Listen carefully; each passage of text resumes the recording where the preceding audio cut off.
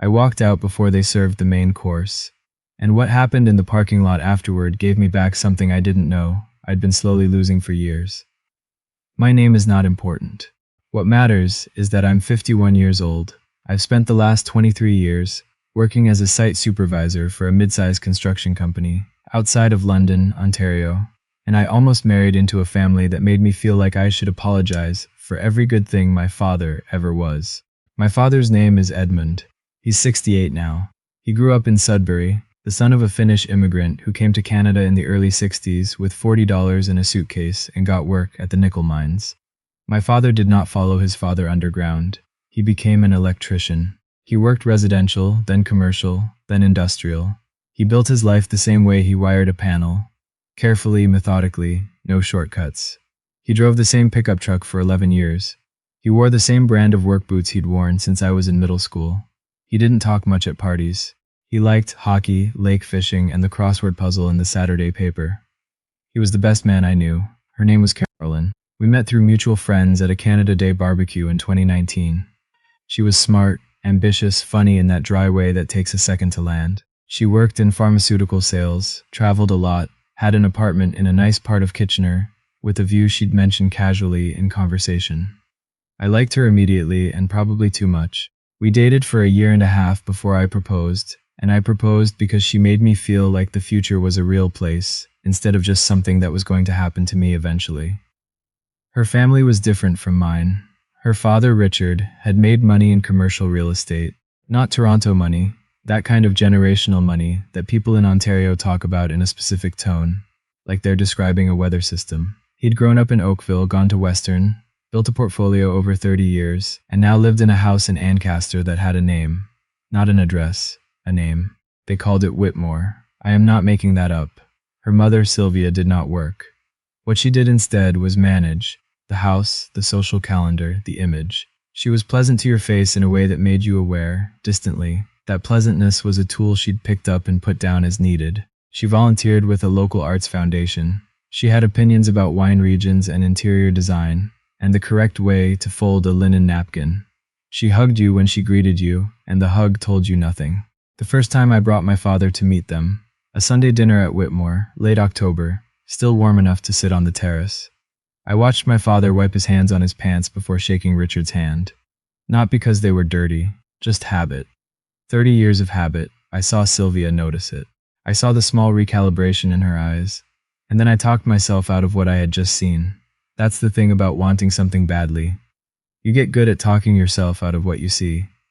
The engagement party was Sylvia's idea. She offered to host it at Whitmore, said it would be easier, said she wanted to do something special, said all the right things. I said yes because Carolyn wanted me to say yes, and because I was, at that point, still trying to be the kind of person who fit into that life without too many modifications. It was a Friday evening in March, 42 people. The kind of party where you're handed a glass of wine the moment you walk through the door by someone whose job is specifically to hand you a glass of wine. There were caterers. There were people I'd never met who seemed to know everyone else. There were framed architectural photos on the walls of the living room that I later learned cost more per print than my father made in a month. My father arrived with my mother. They'd driven down from Sudbury the day before and stayed at my place in Cambridge. My father had put on his good blazer, the dark navy one he'd bought for my university graduation 15 years ago. It still fit him. He'd had his hair cut. My mother wore the green dress she wore to every formal occasion because it was the dress that made her feel like herself. I watched them walk into that house and I watched the house not fit them. That's the only way I can describe it. Not them failing to fit the house failing to fit them. Sylvia greeted them warmly. Richard shook my father's hand. The early part of the evening was fine in the way that things are fine when everyone is being careful. Then came the seating. Sylvia had arranged a loose dinner layout. Not assigned seats, exactly, but a suggested flow. The main table, a long farmhouse piece in the dining room, was where Richard's business associates and the family's close friends were clustered. My parents ended up at the smaller table near the kitchen pass-through, with Carolyn's aunt who didn't drink and the two youngest cousins who were on their phones the entire night. I noticed it. I didn't say anything immediately, because Carolyn had told me, more than once, that I had a tendency to look for problems. I was working on that, or trying to.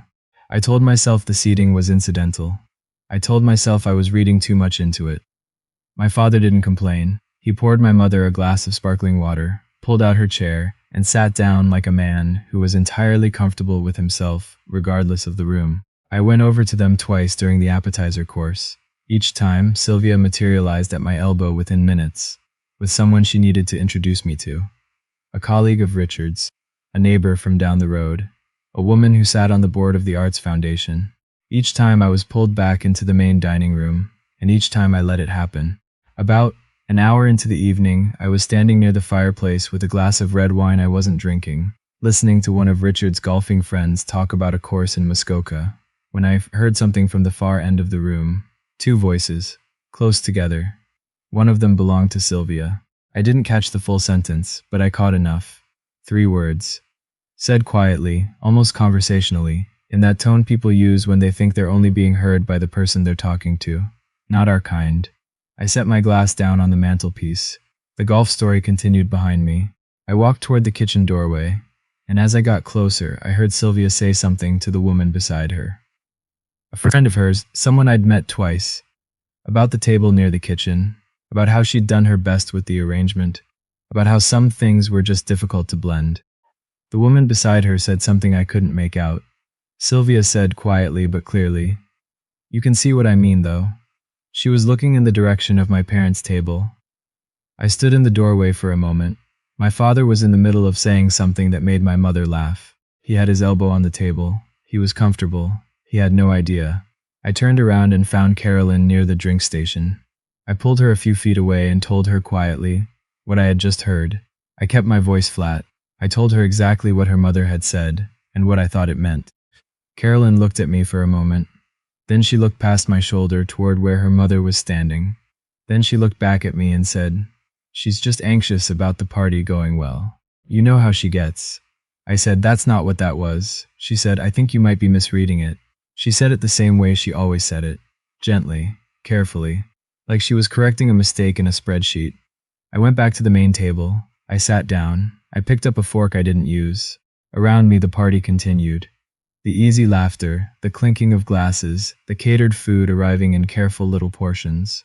My father's table was still near the kitchen. He was still talking. My mother had found the aunt and was listening to her describe a cruise she'd taken to Alaska. Richard came and sat beside me around 9 o'clock. He was a few glasses of wine into the evening and in the mood to be expansive. He talked about the market.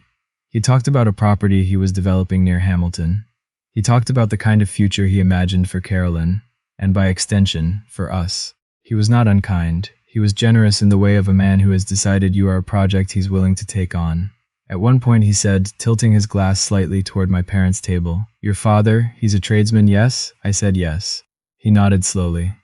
"Good, honest work," he said. "The way you'd say it about something you'd read in a book." I excused myself. I walked to my parents' table. My father looked up at me and smiled. He asked me how I was holding up. He knew I didn't love large social situations. He'd always known that about me. I said I was fine. I asked if they needed anything. My mother said the food was lovely. My father said he'd had worse canapés, then laughed at his own joke. I sat with them for a few minutes. It was the most comfortable I'd felt all evening. Then Sylvia appeared behind me and said brightly that they were about to do a toast and would I come back to the main table. And I stood up, and I went. That is the thing I think about most, looking back. Not what happened next. The moment I stood up and walked away from that table, the toast was led by Richard. It was gracious and articulate, and went on for about 4 minutes. He talked about Carolyn's qualities. He talked about how pleased they were. He made a reference to our future that was warm and inclusive, and did not mention my father once. Carolyn's best friend from university gave a shorter toast. Then someone proposed that I say a few words. I stood up. I looked at the room. 42 people. My parents at their table by the kitchen door. Sylvia with her hand resting on the edge of her chair. Carolyn looking at me with that expression she had. The one that was encouraging and cautious at the same time. Like she was hoping I'd keep it brief and light. I started to speak. I said something about how grateful I was. I said something about Carolyn. The words came out fine. But while I was speaking, I was looking at my father in his 15-year-old blazer at his table near the kitchen. And I was thinking about everything I'd heard that evening, and everything I'd talked myself out of seeing for the past year and a half. and something in me got very quiet. I stopped mid-sentence. The room waited. I said, "Before I go any further, I want to say something about my father." I saw Sylvia's expression shift. I said that my father had driven down from Sudbury, 6.5 hours, because he doesn't like the 400 in the dark and took the longer route. I said he had worked as an electrician for 38 years, that he had never missed a single one of my school events, that he had sat in the freezing stands at every hockey game I'd ever played, even when the team was losing badly, which was often. I said he was the most decent man I had ever met, and that I was aware, from certain moments throughout this evening, that not everyone in this room shared that assessment. The room was very quiet. I looked at Carolyn. She looked back at me. Her expression had changed. There was something behind her eyes I hadn't seen before. Not exactly anger, but something close to it. Like I had broken a rule she'd assumed we both understood. I said quietly, "I don't think this is going to work." The silence stretched. I put down my glass. I said something to the room that I hope was civil. I genuinely don't remember the exact words. Only that I tried not to make it a scene, even though it was, unavoidably, a scene. I walked to my parents' table. I told my father we were leaving. My mother looked at me for a moment, then gathered her things without asking why. My father stood up. He put his napkin on the table. He nodded to the cousins across from him, who were too young to understand what was happening, and were already looking at their phones again. We walked out through the front hall. Sylvia called my name once from somewhere behind us. I kept walking. In the parking lot, under the cold March sky, my parents stood beside their car, and I stood on the asphalt and tried to figure out what I had just done. My father looked at me for a long moment. He wasn't upset. He wasn't relieved. He had the expression he always had when he was about to say something he'd thought through. He said, "You didn't need to do that." I said I knew. He said, "But I'm glad you did." Then he pulled his keys out of his pocket, and he said, in the same quiet voice, "Let me show you something." We drove separately. He asked me to follow him, which I did, confused. About 20 minutes east to a Tim Hortons just off the highway. We sat across from each other with 2 large coffees, and my mother had a hot chocolate, and outside the window, the March darkness was flat and still. My father reached into the inside pocket of his navy blazer and put a folded document on the table between us. It took me a minute to understand what I was reading. It was a financial statement, his name Edmund McKeenan at the top. Numbers that I kept having to reread because they didn't match the man across from me in the way that numbers are supposed to match a person.